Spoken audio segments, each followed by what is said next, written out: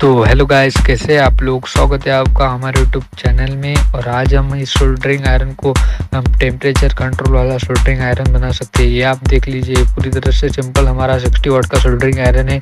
और इसमें एक बहुत बड़ी प्रॉब्लम हो जाती है कि हमारे सोल्डरिंग आयरन को हम बहुत देर चालू रखने के बाद हमारा सोल्डर इस पर पूरी तरह से मेल्ट हो जाता है और मेल्ट होकर ये अच्छी तरह से हमारा सोल्डरिंग आयरन सोल्डरिंग नहीं कर पाता है। इसके लिए इस प्रॉब्लम को हम ख़त्म करने वाले हैं और इस आयरन को बनाने वाले हैं टेम्परेचर कंट्रोल वाला सोल्डरिंग आयरन। उसके लिए हमको सबसे पहले एक पीवीसी बोर्ड या अडेप्टर का बॉक्स ले लेना है।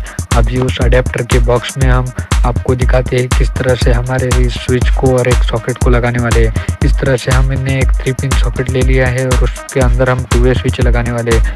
और उसके बाद हमने इसको हमारे सर्किट में एक रेगुलेटर लिया है और रेगुलेटर हमारे सोल्डरिंग आयरन के टेम्परेचर को कंट्रोल कर सकता है। उस रेगुलेटर को आप अच्छी तरह से देख लीजिए, ये थोड़ा हेवी वाला रेगुलेटर है। ये हमने बड़े वाले रेगुलेटर में से निकाला हुआ है। इसके अंदर 3 कैपेसिटर है और 3 रेजिस्टर हैं।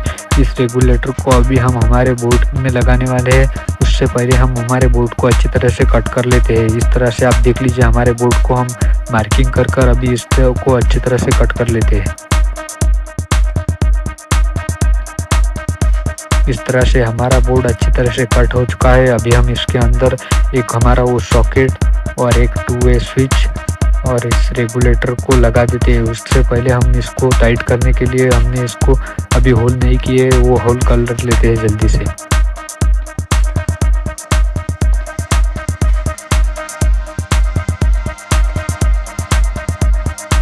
इस तरह से हमारे बोर्ड में हमने होल कर लिए है। अभी हमारे पास इस स्क्रू को हम इसमें हमारे स्विच को और सॉकेट को हमारे इस बोर्ड में फिट कर लेते हैं। सबसे पहले हम इस स्क्रू को खोलते हैं और एक-एक करके सारे स्क्रू अच्छी तरह से इसमें टाइट कर लेते हैं।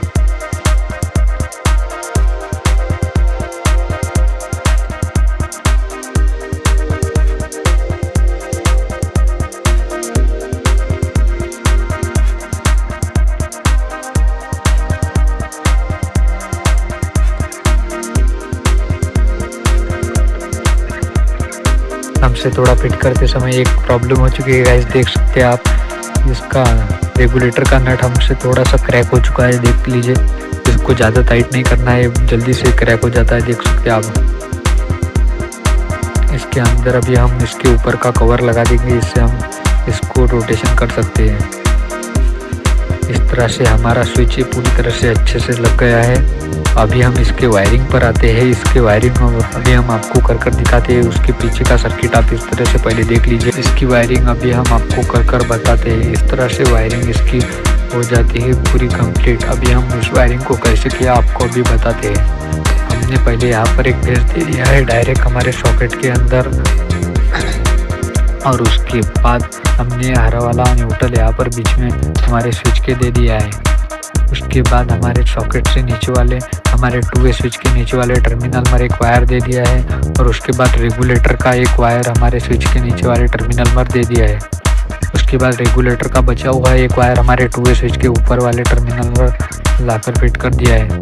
और 2 वे स्विच के बीच वाले टर्मिनल से एक वायर निकाल लिया है। अभी हम इसका वर्किंग प्रिंसिपल समझते हैं। अभी आप देख सकते हैं हमारा 2 वे स्विच नीचे दबाने के बाद हमारे ये 2 टर्मिनल अच्छी तरह से शॉर्ट हो जाते हैं और हमारे हरे वायर से डायरेक्ट हमारे सॉकेट में 240 वोल्ट AC मिल जाता है। आप देख सकते हैं पूरा सर्किट इस तरह से हमारा काम करता है। उसके बाद हम देखते हैं अभी हमारा सर्किट रेगुलेटर से कैसे काम करेगा। रेगुलेटर से हमारा सर्किट इस तरह से काम करेगा कि हमारा ऊपर वाला बटन दबाने के बाद अभी हम ये 2 टर्मिनल शॉर्ट हो जाते हैं। उसके बाद ये पूरा रेगुलेटर से हमारा करंट अभी आएगा और हमारे नीचे वाले सॉकेट से अभी इस टर्मिनल से हमारे डायरेक्ट इस सॉकेट में आ जाएगा। मतलब हमारा रेगुलेटर अभी इस तरह से सीरीज में जुड़ जाएगा उस सॉकेट के। और हम जैसे ही रेगुलेटर से हमारा करंट या वोल्टेज कम करेंगे, उस तरह से हमारे सॉकेट में लगे हुए सोल्डरिंग आयरन से हम उसका टेम्परेचर कंट्रोल कर सकते हैं। इस तरह से हमारे इस सॉकेट में अभी हम वेरिएबल वोल्टेज वाला सिस्टम बना चुके हैं।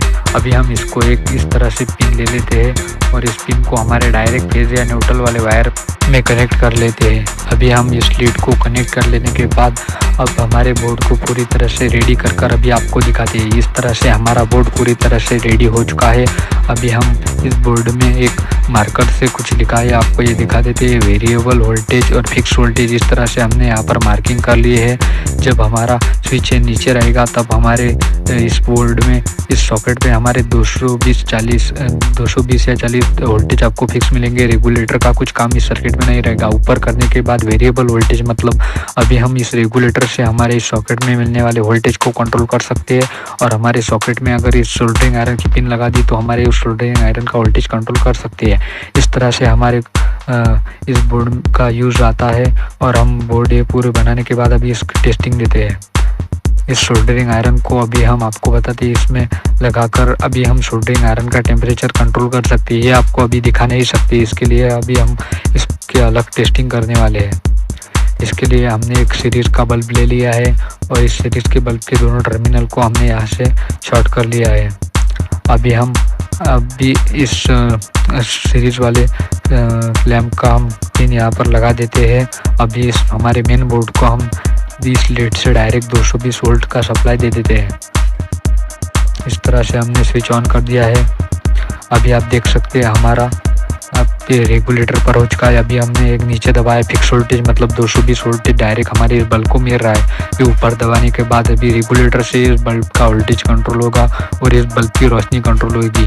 ये आपको हम जूम कर बताते हैं। अच्छी तरह से आप देख सकते हैं हमारे बल्ब का थोड़ा सा लाइट अभी आ रहा है। अभी इसको फुल करने के बाद आप देख सकते हैं थोड़ी थोड़ी रोशनी बढ़ रही है।